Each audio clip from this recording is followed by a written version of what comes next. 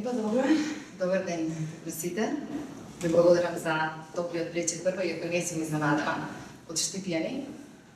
Особено до студентите би се обратила, сигурно сте среќни што имате вакви професори, затоа што ова што се случува денеска е на благодарение на вашата професорка Ана Витанова Рингачева и овде сме на неизина покана, не ви благодарам уште еднаш. Моето име е Катерина Панов Кожаров, иако јас сум професор по англиски јазик и книжевност во Струмичката гимназија, но денеска сум повеќе во улога на магистрант на Филолошкиот факултет Блажа Коневски во Скопје, од македонска книжевност и културологија. И веројатно некаков, она што би рекли англичани, living proof дека на вистинската љубов и на вистинската пасија не се познати возрастните старосните критериуми.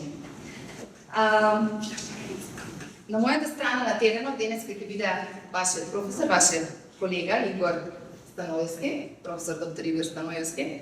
Меѓутоа, она што ми е мене особено драго е дека се работи и за актуелен романописец и преведувач и верувам дека и вам исто толку колку што ми е и мене ќе ви биде инспиративно да слушнете еден краток диалог, една кратка полемика меѓу наши два актуелни прозаисти.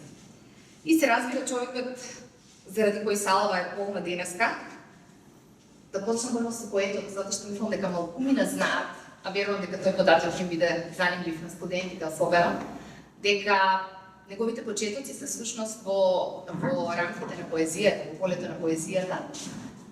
Прозаистот, благодарам, драматургот, критичарот, веројатно најдобриот семиотичар кој го имам запознаено, професорот по книжевност на Филолошкиот факултет Блажа Коневски во Скопје, актуелен професор на факултетот на Универзитетот во Подгорица, уште неколку неодговорени покани со странски универзитети, колку што јас знам. Добитник на безброј награди и признанија, а веројатно сето тоа беше кронисано минатата година во Москва, каде доби високата престижна награда, Толстаевата награда. Сепак најмногу од се, веројатно го сакам човекот во него. Бенка Андоновски. Хвала. Испуштив ли нешто, професор? Ти не можеш да го камериш себе. Што нема доволно. И сега не ми е јасно зашто тај после ти кажем, рече поет, нели?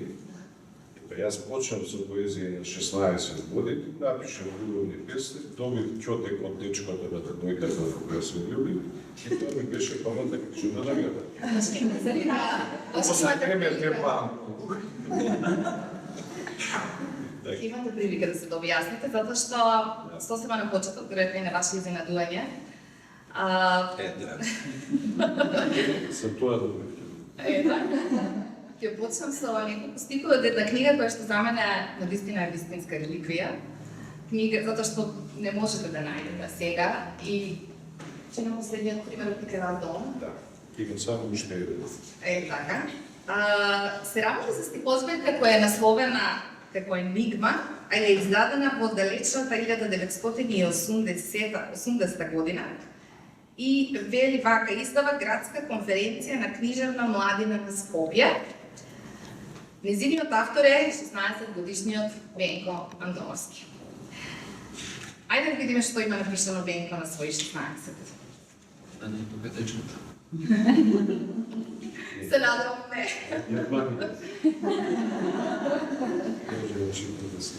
Ете првата почетна песна која што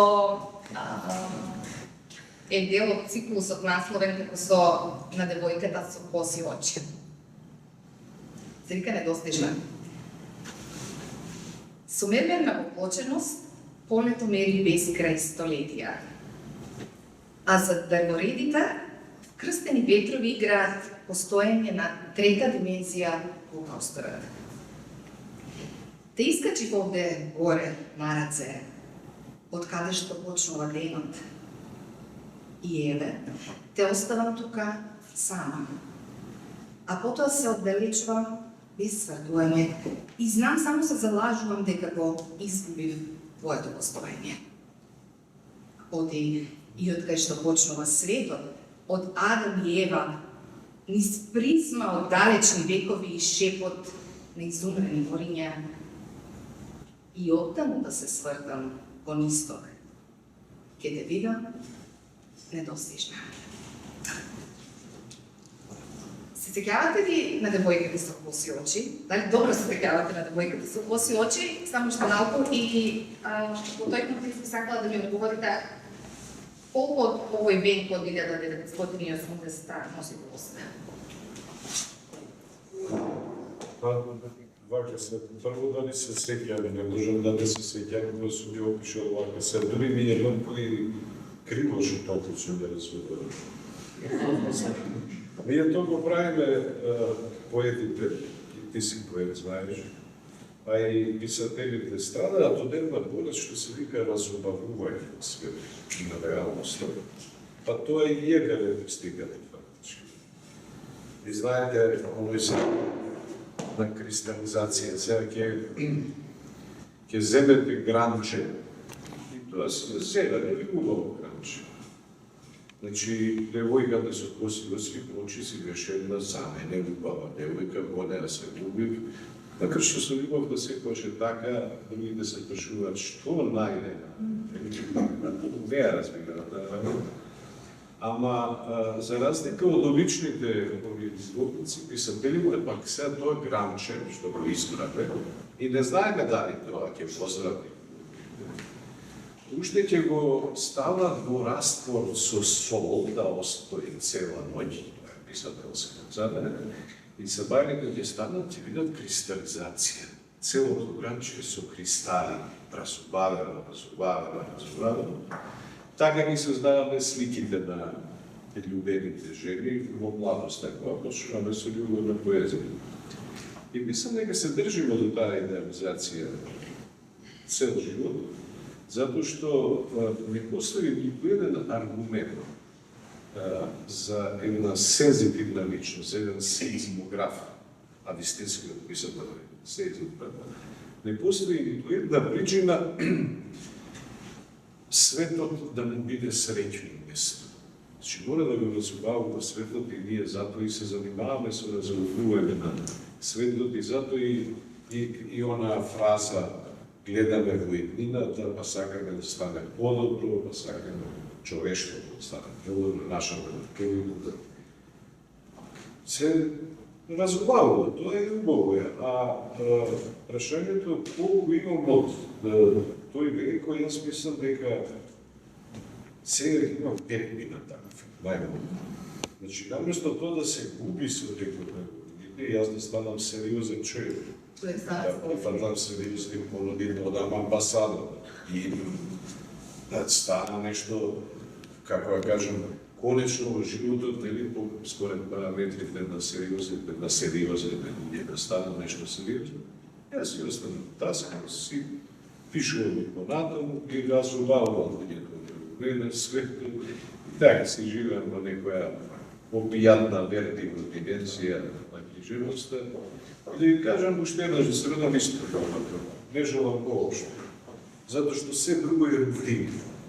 Рутина која би ге уништила. А јас сега на овој свет сум дојден не за да ги разберам бирократите и луѓето кои дирираат на работа, не сум да го разберам мојот комшија кој да речеме валче затоа што мравката му се заробила во стеблото на борот во смолата. Или да го разберам Данте и Шекспир. Затоа се обидам. Вие ми ги работи професор по семиотика и познавач на јазикот не може да не го примети и тоа во сета ваша дейност. Чинам прво тоа се приметува, дека сте одличен семиотичар. Грешите ли кога ќе кажете дека уште сте населот на ова стихозбирка, пише на 16 години, човек може да ја наследи таа ваша љубов кон семиотиката и сакам да кажете што е тоа што ви е тоа привлечно во толкување на езичните станци. Па добро, ние фактички таа се вика енигма. За мене светот, јас колку учев, мора да кажам, бев одличен математичар и логичар. Имам освоено дури на ниво на тогашна Југославија, трето место во физика и второ естетика. И верувам дека светот може да се објасни и дека може да се сознае. Меѓутоа, како што поминуваа годините, сватив дека фактички не е еден свет за сознавање. Секој од нас е свет за себе. Оди се, разбери Ранко, Луси, кои ги запозначи тебе. Фактички, светот е една огромна книга, луѓето се... Светот е една огромна библиотека, луѓето се книги во таа библиотека, а секој бара своје читање. Има разлика меѓу граматика и семиотика во тоа што со граматиката ние само се описменуваме да ги поврзаме речениците. Семиотиката е планинско читање. И семиотиката ето подразбира светот да се свати како енигма, како мистерија. Знаете, и најјасните работи што ви се чинат во животот, а тоа е задачата предпоставка, многу пати изгледаат мистериозно. И затоа се крие некоја смислена, но светот би бил ужасно неверно место. Во романите, тоа што го чувствувате вие што го играте семиотика, е веројатно желба да се оди до крај. Јас сум пригодзаник на тоа, кога ќе фатите да пишувате еден расказ, да одите до крај. Не да се покате. Тој граматички однос кон животот, не екстензивно. Семиотичкиот однос значи да се фатите за еден знак, додека не дојдете до неговото дно, дека не шлем на глава да ставите со ударска ламна. Значи, до таму треба да стигнете. Привезали сум на тој метод и на пишување и на размислување. За пример, секогаш го давам Чехов. Она смртта на чиновникот на 3 странички вакви, но какви 3 и пошто? Значи, печатени странички. Вие шо имате? Вие имате една семиотичка анализа во белетристичка форма на феноменот бюрократ. Што е бюрократ? Тој што може да им кине глава на оние што му дошле на шаптер, но во моментот кога рефлексно ќе кивне и ќе помисли дека го исплукал, дека го прснал, во театар се случува, нели тоа легендарно фигурање, дека го прснал својот шеф, односно, како се вика, управник, беше работи, тој ќе почне да му се извинува. Сега, еднаш му се извинува во театарот, вели, ма нема проблем, никако абсолютно не, воопшто не е местот не испрсна. Ама шефе, јас кивнам, ама нема проблем на тоа, па му оди на работно место, па му оди уште еднаш и кога овој вели, нема проблем, представител, и овој вака, тоа е бирократскиот начин. Тоа е таа семиотика на бирократијата. Типично размислува вака, тоа е само вели нема проблем, ама не како ве намнуте. Ама и на крај кога веќе ќе му се качи на и овој ќе рече, прекини веќе да ми доаѓаш, доста веќе. Гледате семиотиката на бирократијата. Знае, че сум значи, до крај да се води. Знаете, многу сакам билејко еден го сам рекол, со ноќи сме седеле во разни фестивали. И тој ме читал ме. И знаеш што ми вели? Вика, ти се однесуваш како вика она површна домаќанка со своји футбели. Зошто ќе почнеш да цедиш лимонада и лимонад на пола ќе го. До крај го. Кај Јерковиќ го имате тоа. Да се води до крај, да не се исцрпи целата смисла на една знак. Не повинувајте на друга тема, додека не бидете задоволни. Благодаря. Ајде да се наврзиме на она што со задоволство покажа во нивното пишувањето романи. Колку автобиографскиот момент е врзан со успешноста на едно дело и францускиот професор и есеист Филип Лежен, имајќи автобиографијата како своја специјалност, ќе каже да се пишува за себе си, фатално значи да се измислува за себе си. Може ли на вашите романи да им ја залепиме етикетата на автофикција? Па не, јас мислам дека секој нормален човек пишува за себе. се друго би било апсолутно ненормално. Не можам јас да пишувам за искуства кои јас така исто се разбира. Не можам јас да пишувам за искуства кои не сум ги доживел. Знаете, тоа се сведува на теорија. Ако пишувате, и затоа сум малку изненаден. Ние имаме овде македонски писатели, да речеме, посебно во младија генерација, пишуваат за нешто што не го виделе, за непознати се, или за не што не го искусиле, за екзил на народ туѓи, а за собствениот македонски екзил не прочитале ништо. Ниту пак тие биле во ситуација на екзил, макар и 4 годишен додека е некоја партија што не те сака на власт, па не ти дава да ради. Значи, пишуваат за нешто што за мене тоа не е нормално. За мене е нормално да пишуваш за оно што знаеш. Знаете што? Вие можете да напишете вака. И тогаш му удрија клоца и многу го болеше затник. Ама тоа е теорија на клоца. Дека некој стварно не беше, дека не го почувствувате тоа, вие не можете да направите метафора од тоа. Вие го регистрирате на факт физиолошки болка.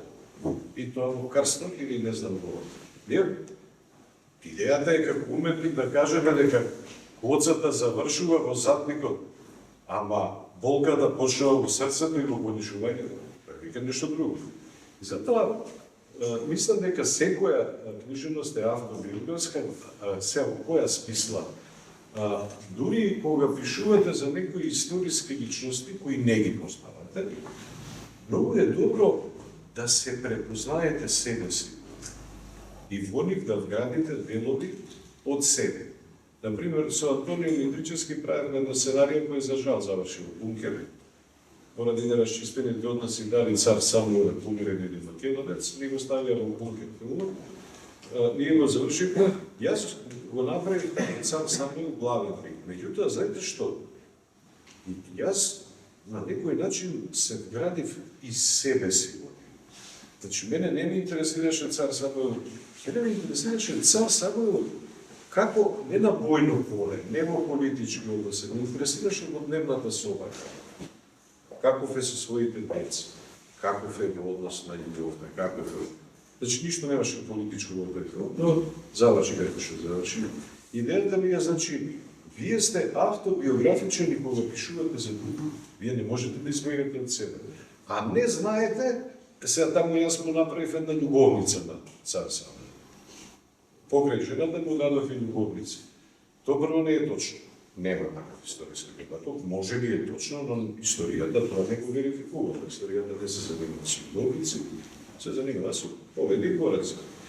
Сега, знаете во таа љубовница колку мои љубови се вградени за да ја направи. И колку од мене е вградено во Самуил за да може да им се поручи.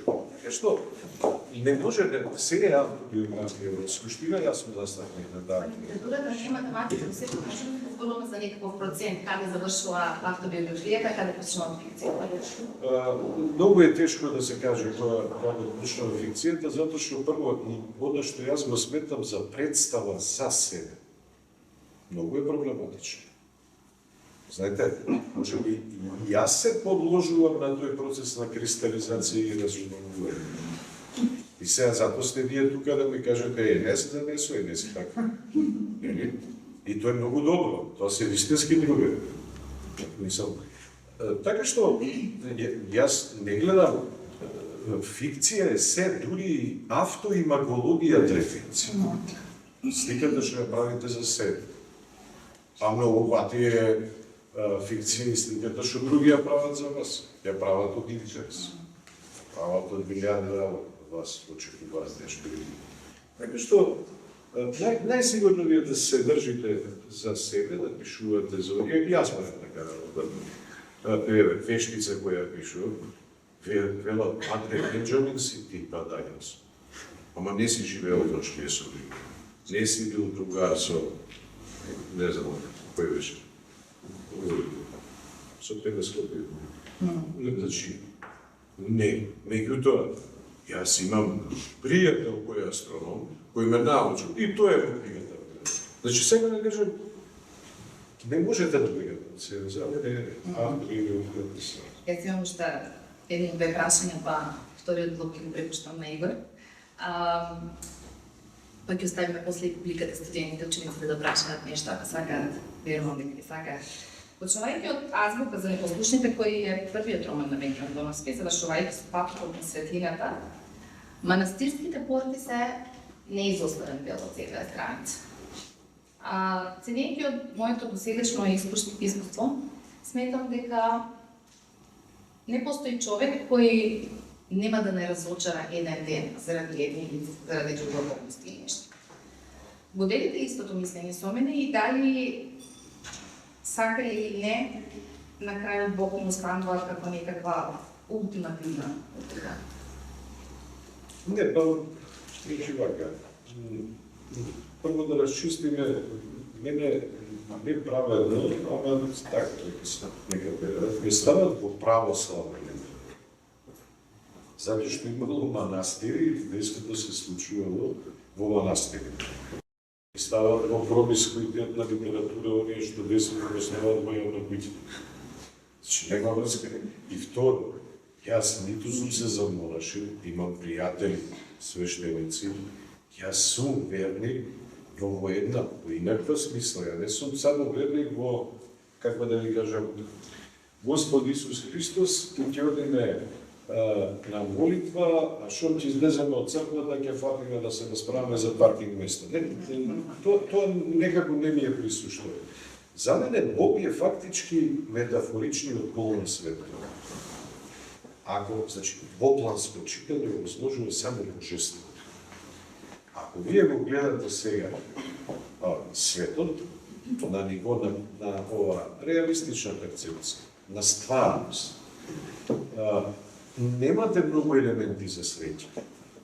Знаете, можете да, како да кажам, да сметате, да пресметнувате, да броите пари, да извршувате рутинирано задачи, меѓутоа, ако нема нешто вишо во што би верувале, а тоа е креаторот, демиургот, тогаш вие и не можете ништо друго да бидете во овој свет освен страница. Идејата е како во светот да се почувствувате убаво. Знаете што? Не е прашањето дали има Бог или нема. Тоа е најглупавото прашање што може да се постави, дали има Бог или нема. Прашањето е сигурно дека има, затоа што ова некој го направи. Второ, наблюдувајте ги ластовички. Јас ги имам на балконот мој и секогаш кога росувам и ми ги оставам признат. Точно крајот на април, почетокот на мај, за 1 мај, дури се шегуваме дома, скара да спариме за 2 мај, ете ги тука. Второ, не знам дали сте го виделе дивното место. Тоа е направено само од нивна плунка. И тоа е цемент. Доаѓаат булави кои се конкурентска врска, кои немаат кои го градат. Тие стават само две, оние, како се вика, гранчиња, одначки ќе ги завртат и затоа многу често им паѓаат јајцата. А овие шо правиле тоа и точно влегува во тоа мало просторче, како се вика, за да ги нахрани и веднаш летува. И не знам дали знаете, немојте, ако сте писатели, да напишете реченица, ластовичката стоеше една гранка. Ластовичка не стои. Ластовичка само лета, таа не знае да стои. Таа не смее да застане, затоа што некој може да полетне. И сега прават нешто што личи на оние зигурати од некогашните цивилизации. Каква пирамида? Тоа нивно гнездо е посовршено. Дојдоа булави и ми сполваа дупка толкава, за да можат јајцата да ги колваат долу. До вечерта дупката беше затворена. А јас не можам да најдам мајстор да ги затвори една чешма, една чешма што би се открила. Си беше затворена. Само да не прашам, Дали сме свесни ние колку знаење имаат тие ластовички? Од каде им е тоа знаење? Кај го учеле? Дошле од дека штип да научат тоа. Завршиле архитектура, градежништво. Тоа знаење јас го викам Бог. Тоа се мистериите на овој свет и затоа ја светот го гледам како енигма. Некој ќе рече, ластавички би дошле. Не е така, не застанува тук. Цели до крај. Што прават? Зошто тоа го прават? Како лета до 1000 километри без грам керозин? Бар алкохол има, нешто да се подкрепува да се. Нормално, јас тој го пишувам. Ја не пишувам нешто, че пишувам тоа што ми дојде на памет. Така што, ако вие го елиминирате Бог, вие елиминирате мистеријата на светот. Светот станува равен. Тя се може да толку, ќе направи децата, ќе ме приматна работа, ќе се изгакува колку. Ќе навестам еден темна работа, и Господ, шо е тоа? Уметност, мистерија. Што прави професор Јан Лудвиг помигот? За оние кои што не знаат, кои што да нема почитано во Българија, или од почеток на крај да ви знам. Јан Лудвиг е главниот ликот папукот на светот, кој што во вештица ќе го видиме во директно заклучената свештеничка облека на Отец Бенџамин. И повторно се јавува како бел монах во папукот на светлината. Ми интересира исто дали Јан Лудвиг верува во безусловна. Да, затоа што тој од почне да биде истина. Значи, од моментот кога светот го испише, именно го позиви фото на Јулак Кундера, историјата, значи, ама само името го позиви. И ја позивив неговата способност да запаѓа во него и да доаѓа во конфликти со колективитет. Това става. Тој си постои во папокот на светот, но таму е малку по-возрасен и по-искусен и секако верува во безусловна љубов, затоа што да кажете дека постои условна љубов, често се расправам со едно пријател како психијатар.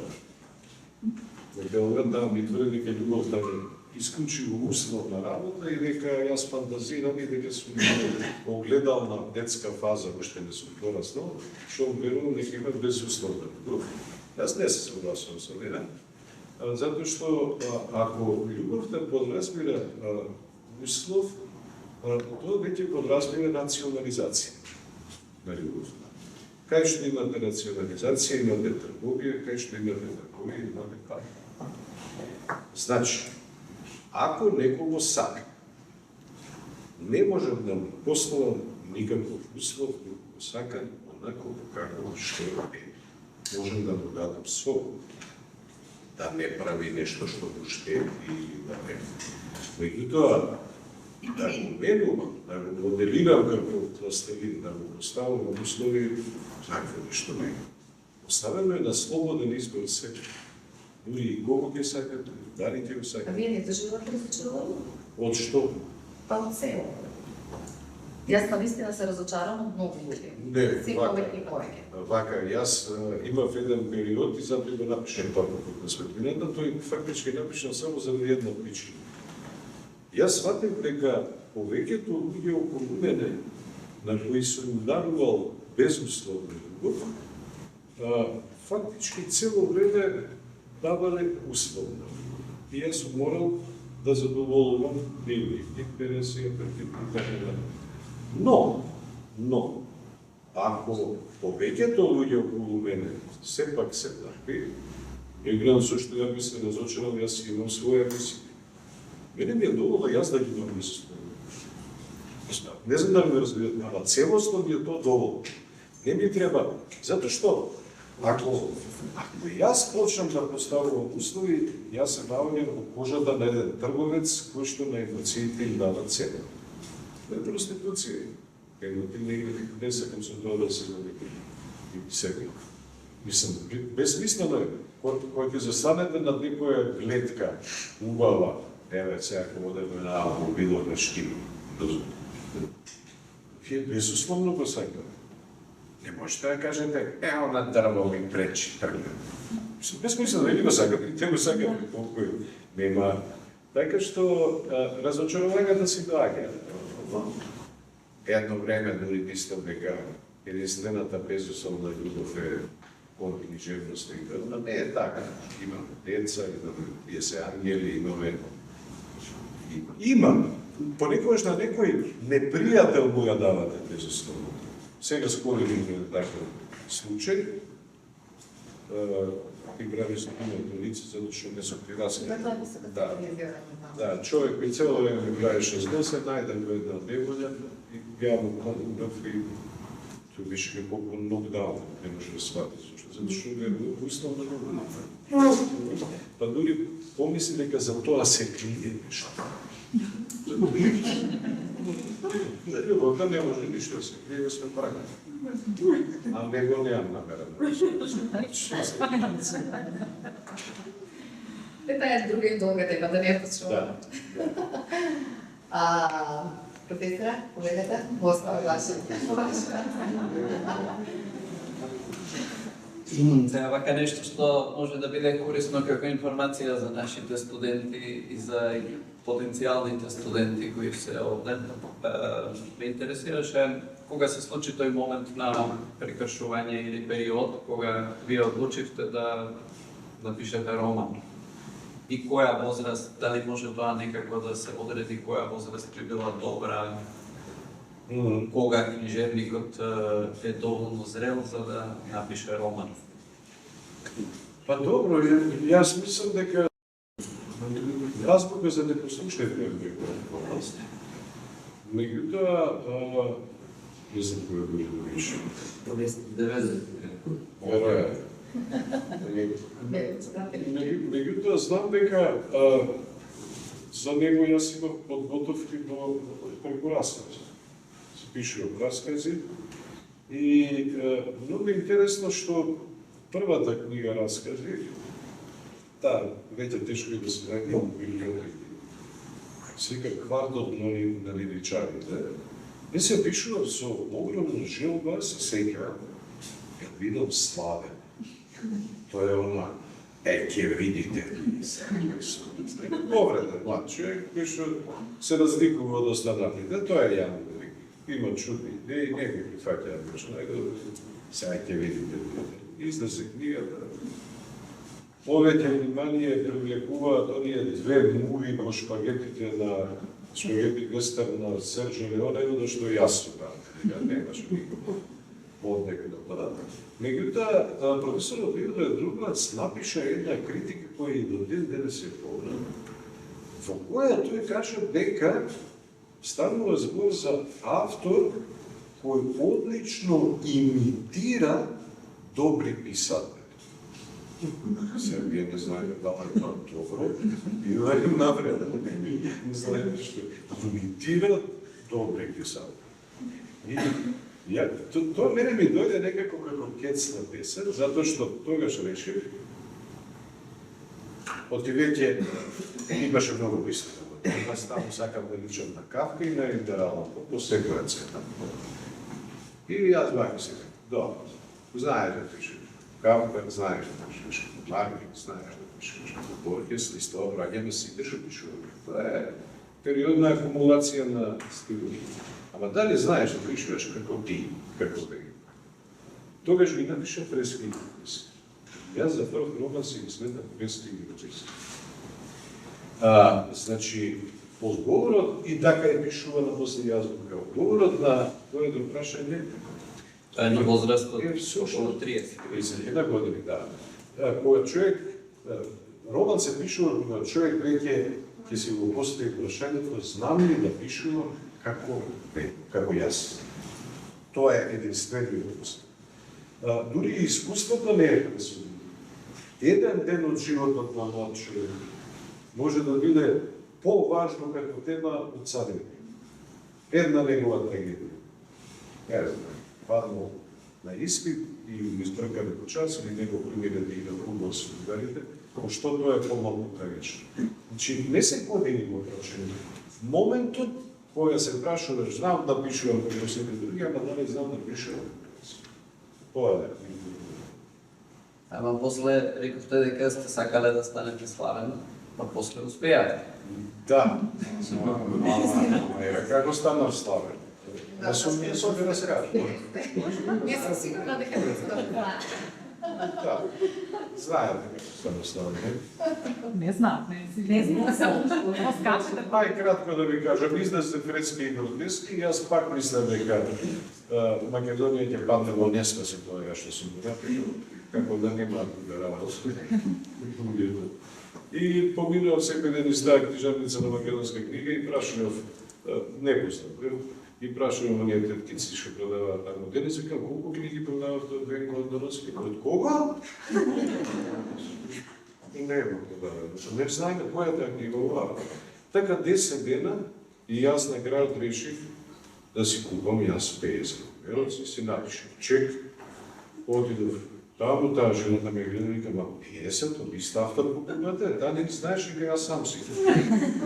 Викам, да, 50. Си купувам. Дури мислам дека се шегуваше со мене, ама вика, сите 50 си исти, што ќе ви се 50? Дајте ми. Тргнав на факултет, имав намера на моите професори да ги подарам на студентите, за да, ете, остане им се, тоа е тоа. Не се прода, нема слава. Тргнав на факултет, за несреќа или за среќа на средна пријателите музичани факултетот за музичка уметност, Јане Цевка, покојниот Саша Кумар, диригентот и така натаму.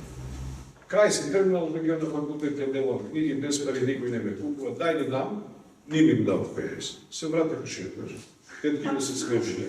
Уште 50 се купив од втора смена и кога сум изведнал јас, одам, судбината сакала да влета оценисниски мој пријател, тогаш е војна во Нова Македонија, добил задача да направи која е најчитана книга таа седмица во Македонија. По самото излезе наслов, за само еден ден продадени 102 пенера. Ова го кажувам секогаш, за да ве осокола, вие што купе важен маркетингот и менеджментот, пасите.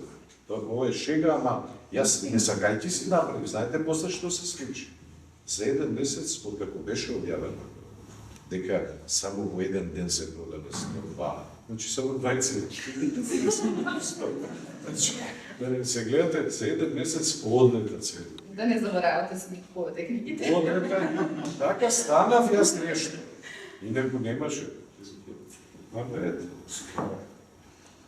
Добро, тоа е, да речеме, комичната страна, сега да видиме истинската страна. Јас имам една случка од 2011 година, кога зборувавме со Фросина Пармаковска, која тогаш немаше дебитирано на книжевната сцена, немаше напишано ништо, и јас исто немав напишано. И сега си ги планиравме романите, која е целта нели на романот, која публика сакаме да ја освоиме. И јас си реков неизе дека мојата идеја е мојот дебитантски роман да не биде прифатлив само за книжевниците, но исто така да биде и за обичната публика, да речеме обичната или интелигентната обична публика, значи за читателите и за тие што се книжевно подковани, значи и за тие и за тие. И Пармаковска тогаш ми рече, тоа не е можно. Па ти или ќе им се допаднеш на тие, или ќе им се допаднеш на другите. Тоа не е можно. Тоа му успеало само на Венко. Значи, на Венко му успеало тоа што е невозможно. Ами вам ви успеа, вие сте одлични за неделно. И Фросина е... Значи... Оставете на нас. Како успеавте вие да ја обедините публиката, значи да ги придобиете и обичните читатели, и книжевници. Дали ги веруваш и како вест? Најискрен одговор, не знам. Јас се сеќавам само на ово. он пишува пакот на светот, Григор Стојковски ги прочита првите, тој се тешки зборови. И некои критичари таму видува архаизми. Какви архаизми, тоа се се неологизми кои ја ги даваме през основа на старословенски зборови, значи измислување. Лекторот ми го ишкрта цел прв дел, вели речи си неписмен излего, затоа што тие зборови ги нема во речи, затоа што јас ги создав, симулирам едно време старо за кое не знам како изгледало, а морам да го направам. И само знам ова, негови дека Григор Милеч, оба поети, 5 читатели, и тоа професори по старословенски нема. Тоа значи дека тоа е професорка Црвенковска, Димитар Пандев, Маријан Маркович и тоа. И мене тоа толку ме депримираше, толку ме... Меѓутоа јас после ова како се Карплески и Кујлески решив да пишувам едноставно тоа што сакам да го пишам. И мислам дека ме спаси од таа работа вториот дел на романот, затоа што во сите мои романи јас сакам да правам огледалност.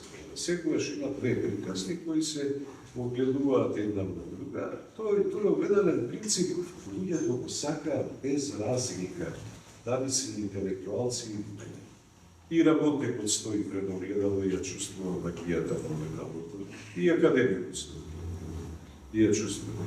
И мислам дека ме спаси тоа. А второ, мислам дека најмногу успеал да ги обединам човечки и читатели. И интересно, вештици уште ја читат младите. Мислам дека вложив огромна страст во вештици. Дека оној феномен за кој пишувале познати филозофи за еротиката, пример Хозе Ортега и Гассет, има една прекрасна книга за любовта. Тој вели дека може да се напише конкретно една историја и филозофија на страста, не во она погребна смисла страст, слама што пламнува и брзо се гаси. Како сите ние копнееме, внимавајте, страста, жарот во љубовта, да трае што подолго и да се претвори во вечно. И некој успел тоа да го направи, неистина. И страх ми е да не прашам, да крене рака нешто, да успеал. Но во книгите тоа е можно. Во вештица, гледате се, ако ја мериме, ајде се да бидам малку критичар на својите дела. Јас сам си напишав негативна критика за папогот на светот и си ја печатам на герој. Вештица е толку еден во суштина мелодрамски заплет. Не се разликува многу од турските серии. Знаете, да се влюби инквизитор врвен од Рим теолог, да се влюби во некоја се таму, па уште од Македонија залутала, од Вевчани во Загреб, во вината за вештици, и да мора да ја осуди и да се влюби. Знаете колку пречки има во мотивација? Ама луѓето сакаат да се случи невозможно. Јас им го дадов во еден мелодрамски клуч, зачинет со доста есеистика, за да не ме обвина дека сум примитивен. Дека секој знаме што пише. Јас им го дадов оно што стварноста не може да им го даде. Инквизитор да се влюби во една вештица и да примавајте на праге да се откаже од Бога, затоа што сваќа дека тој Бог што инквизицијата го брани, не е неговиот. Таа девојка од Македонија е многу поголем верник од папата, таму како е прикажа. Сега народот го сака тоа. Јас тоа го викам хероинов на мелодрамата. Инаку, да беше Куѓуров, да го прочита, фатеше една завис кој ќе плеснете на негативна критика, дека нема мотивација некој. Народот тоа го сака. И интересно, вештица не помина кај критичарите. Не помина. Кај критичарите ништо посебно не е. Единствено Кундера напише една препорака за читање и тоа на пријателска база. Ама кај читателите одлично, нивно да И кога сте позадоволен, извини го дал. Што кога сум Кога е задоволна читателска публика и критичарите? Кој момент да правилно среќа? Јасно дека читателите.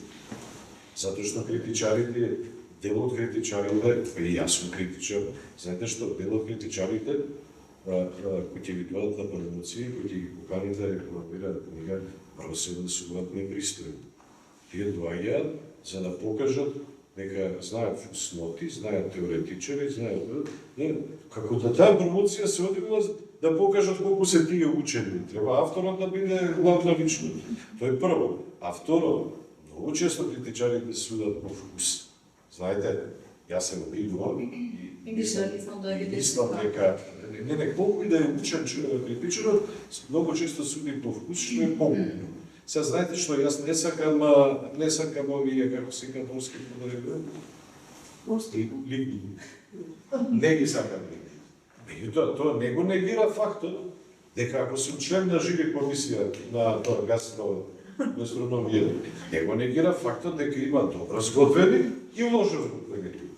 Или не сакам блуз, сакам джез, но има и добар блуз и добар джез. Ако си критичен, мораш да влезеш во кожата на тој што го оценуваш, а не од твоја позиција. Не го сакам тоа. Така гледам и ја треба да кажам дека и некои своји романи не ги се. Најсериозно, кјерката на математичарот експериментирав нешто, сакам да ми се побунат ликовите да говораат на судби. Не го сакав тој тип роман, но почувствував дека веќе ми е тесно и дека сакам малку да дека што не го сакам, ама мислам дека е напишан солидно и ето има така. Солидно. Не е злополно. Да, пукнатина на родина за да се стави другата книга. Добро, во таа книга, да, ама ние не сме знаеме. Да ти да поминеме, знаеш, и многу често правиме логички мисли. Кога пишуваме, и сега одеднаш, за да дојдеш од едно до друго, кога не е работата изделка на белен камен, ти треба мост да направиш. Ако го викам пукнатина и можеш да го погодиш. Тоа е како зап со пломба. Може да биде добро пломбирано, најубаво е да биде од едно делче, од една цивилно изгледано, и вие имате такви романи во вашите генерација фантастични. И сега, наведно сакав да ве прашам за тоа дека еве вие сте популарни во Македонија, но мора да признаеме дека има романи што се уште популарни, не од македонски автори. Од македонските автори веројатно сте број еден. Ама имаме доста странска литература која доаѓа и која се продава многу повеќе од вистински квалитет. И доста странска неквалитетна литература сега од наша перспектива гледаме чисто комерцијално. Еден таков шунт. И сега ние како писатели не можеме, не знам дали имаме ние право да се буниме против тоа, затоа што, како што рече Бранко Црвенковски, народот е во право дури и кога греши. И некако тоа е како пазарна економија, понуда побарувачка, тоа се бара, тоа се продава. Само дали може државата да во некоја културна политика да придонесува за постепено препознавање на квалитетната литература, или да ја поддржува квалитетната литература, или да го регулира некако тој книжен пазар. Значи, вака, јас за пазар сум познат дека сум промашен случај. Секојаш кој ќе ме пратат на пазар, погрешно. Тоа нечи не верувам. За мене моров е големо, од ситните биле. Значи, секојаш има забелешка за пазар, така и за живиот пазар, кој ќе ме пуштат на сајм книга да гледам. Да, толку, значи, банални работи од странските. Од странските. Такви баналности, такви... Едно време напишав и еден есеј Достоевски и Мекдоналдс, мислејќи баш на таквите автори. Меѓутоа гледам моите студенти, тој автор кој што јас не го сакам, не само што не го сакам, лошо пишува. Реков, може јас да не го сакам тој тип највише го става. Лошо е да пише. Гледам да прочита. Сега, како? Јас сум застапник на тезата дека ништо не сме да се цензурира. Ама ништо не сме. Дури застапник сум на тезата и за злото. Дека најдобро е да му се спротивставите со добро. Значи, на лошата книжевност ќе се спротивставите со добро. Се разбира дека на злото ќе му се спротивставите со оружје, ако ме нападне со оружје, тоа се ига само обратно. Меѓутоа, на она помалку опасно зло, меѓу кои спаѓа и овој шум за кој вие говорите, најдобро е да му парирате со квалитет. Знаете, нема потреба од забрана, затоа што секоја забрана се доживува како верификација и додавање на цената на тоа нешто. Јас сум намалјал такви книги на плажа. Значи, ќе ги залиста 5-10 страни и ќе ги фарла. Дури и за тоа нема треба. Второ, знаете што?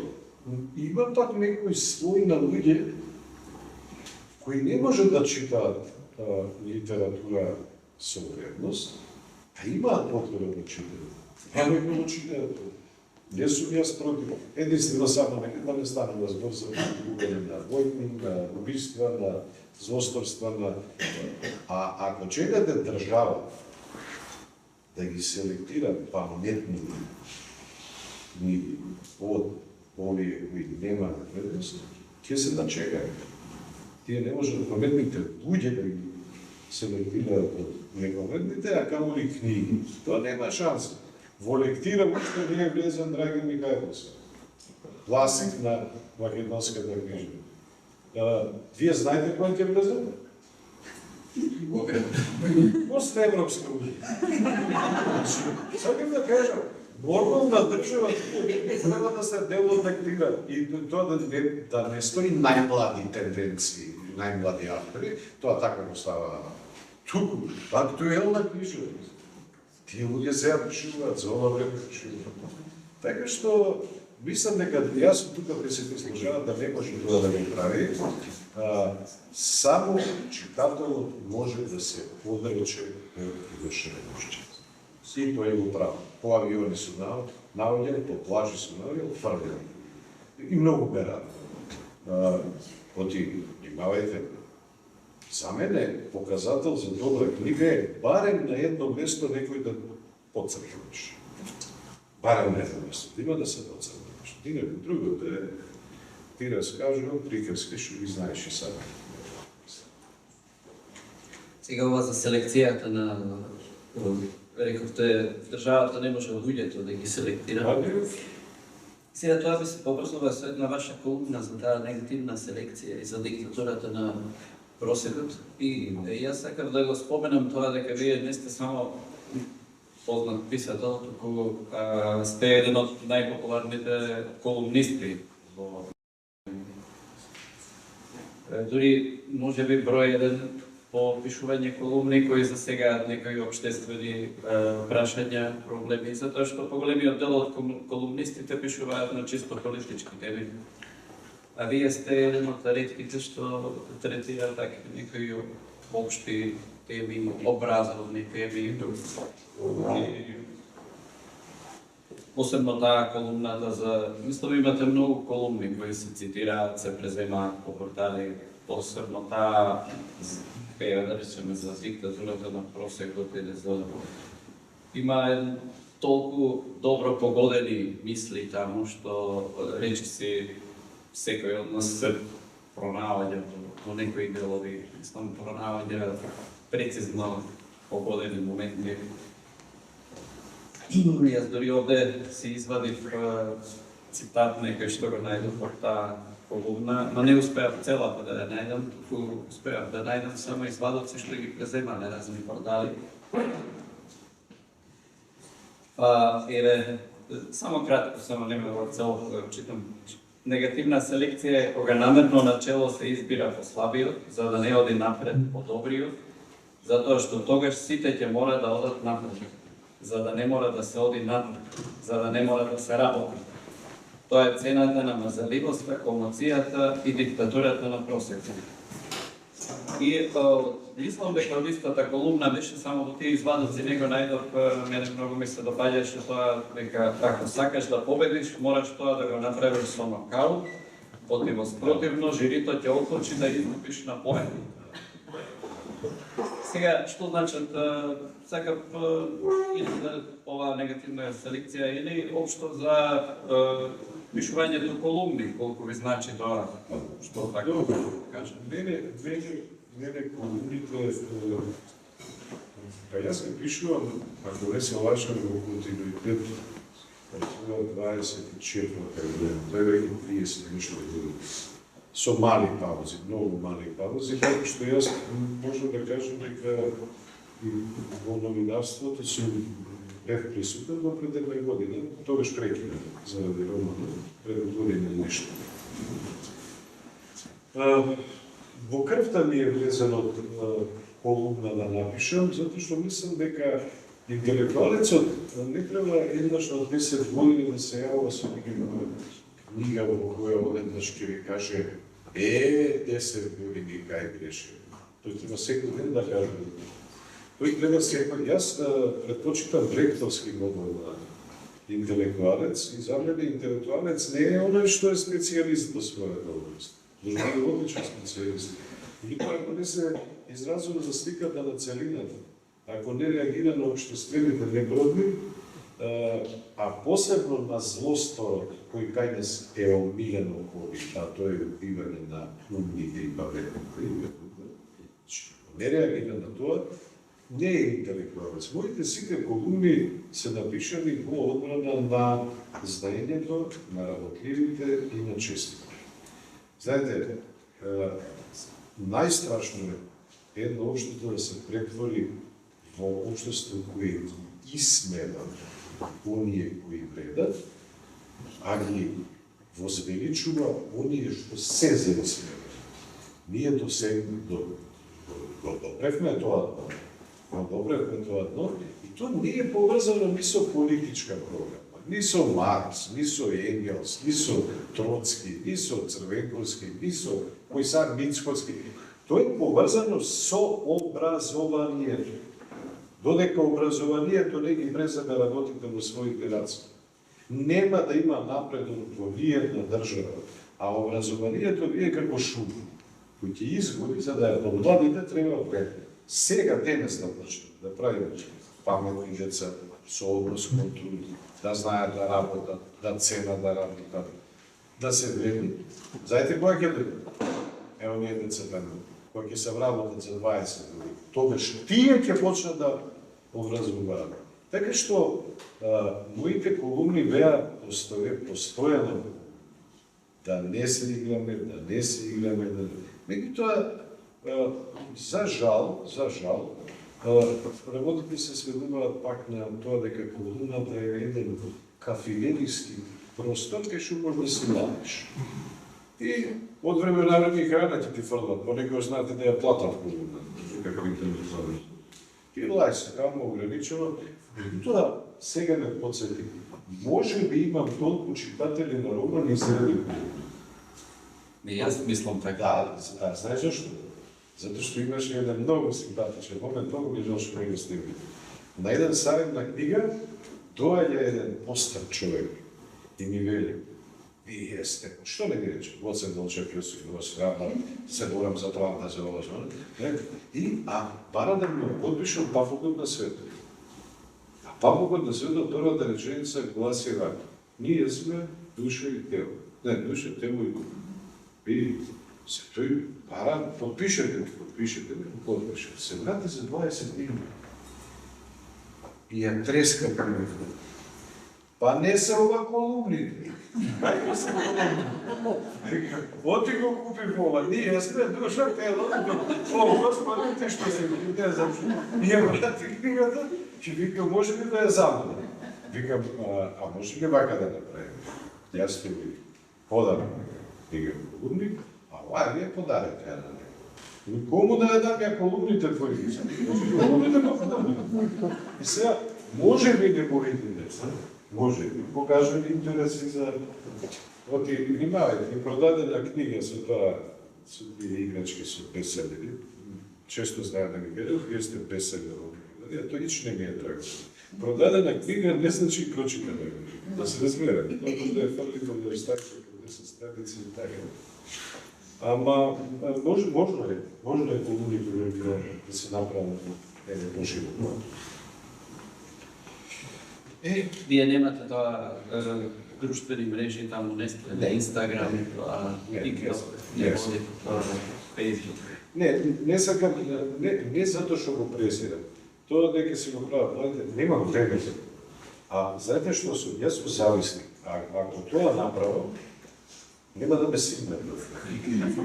Јас ви кажувам, наистина, тоа нема ни роман, ништо не да стигне.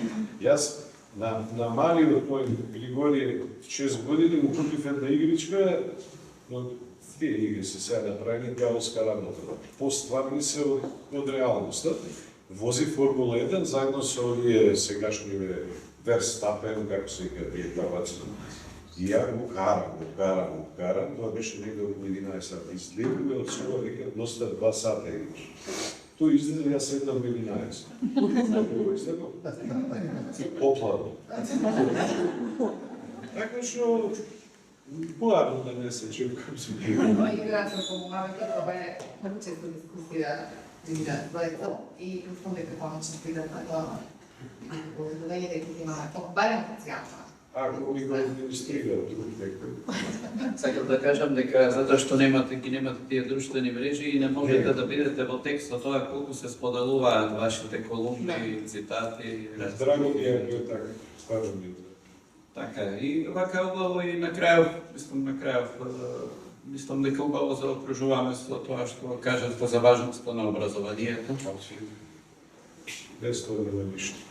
Јас такав еве, затоа што јас сум лингвист, не сум книжевник, ти си книжевник, а јас на студентите пак, поголем дел од студентите се заинтересирани за книжевност, за лингвистика не се толку заинтересирани.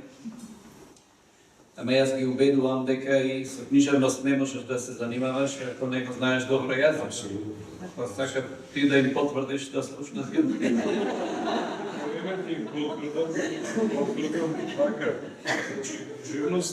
Живността се прави од јазик, да се разбере. А јазикот е многу интересна работа, ние не забележуваме дека јазикот припаѓа во категоријата бесплатни играчки. Првата играчка што сте добили во животот кога сте се родили е јазик.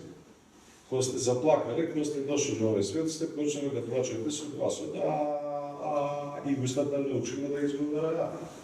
Кога првпат сте се задојле на дојка или на цуцла, не е важно, вие сте морали да ги поставите устите во била вигата. Со редовигација се добил првиот збор баба. Потоа сте се играли со зборови, па сте правили реченици. Па од реченици сте направили роман. Па од роман сте направили кариера, филозофија. Е сега, значи, ама јазикот е строга дисциплина, знаете. Јазикот без разлика што е игра и допушта комбинации, не е случај да ја споредуват со шахот. Шахот е најпрецизната игра. Треба да ги знаете фигурите, треба да ги знаете прилата. Сега, кога ќе станете вие мајстори за шах, за јазик, дека и соседија имате да споредуват со шах, со јазик најмуди. Кога ќе станете, кога владеете со лексиката и со фигурите, и која фигура со која се комбинира и како, вие можете после да правите и уметност. Па да речеме фигурата на крал да ја изфрлите и да се запалка. Так? Запалка е така. Не? Метафора прави. Зашто? Zato што кралот е оганик. Много. Значи можете да... После, тоа е втора фаза. Без јазик нема ништо. И второ ви кажам, многу ми е драго, кога ќе слушнам дека некои зборови влегуваат во оптек и кај мои колеги, и кај писатели, например, драги, почна да го употребуваат глаголи кои јас го употребив во првата институција. Вече да научи да глаголиш и на медици поставени. Значи, влегуваат зборовите. Јазикот се збогатува, не е веќе тоа административно употреба на јазик. И ние велиме кој е скасуранка зборувате. Значи, добиам нервен напад кога студент ќе ми рече ама нашиот јазик не е многу богат, нема изразни средства. Тоа ме подсетува на мајстор кој што се жали дека нема клуч да ми ја поправи чешмата. Ако немаш клуч и ако си вистински мајстор, од постоечкиот талант ќе си создадеш аула, тоа се зборови и реченици сите, си создадеш и ќе ми ја поправиш. Значи, без јазик не е. Јазикот е чудо. Јазикот е фактички, ако веќе ме прашувавте за Господ и за монастири, јазикот е најсигурниот доказ дека некој го создал за да ни каже дека постои нешто више. Зошто? Затоа што јазикот е присутен, ние го слушаме, ама она што со јазикот го значуваме, поимот никогаш не е одбитен. Како и Господ, тој од Отцот. Се што гледаме и слушаме сведочи за луѓе. И тоа стои. Сматрате како авторство му придавате да има? Тоа е ваш збор, нели? Не е мој, тој е старост. Ино значи непознато, страно. Но таму иде иностранство кај Србите. Тоа тука има проблем со лекторите. Има проблем со една лекторка која ми вели, имаш многу србизми. Не се демам србизми, кои се старост на везици. Како вели, ќе да ти оставам, беше очаран од гледката. Като е србизам, го немаме во македонски. Добро вело, не го спомнам. А имаме разочаран, па имаме разочаран. Како може да постои разочаран, а да нема очаран? Како правиш префиксација на нешто што не постои? Но таму доаѓа и на очари, не е точно очила па очила. Не е очила, ама и на очари може да се користи. Се става на очи. Го поддржува акцентскиот систем на македонскиот јазик. Треба да се работи, јазикот работилница не е нешто готово. Не е кутија гедореала. Сами ги се го прават. Ајде да оставиме на крај малку простор за студентите, магистрантите, професорите. Ти благодарам. Не е говори тоа што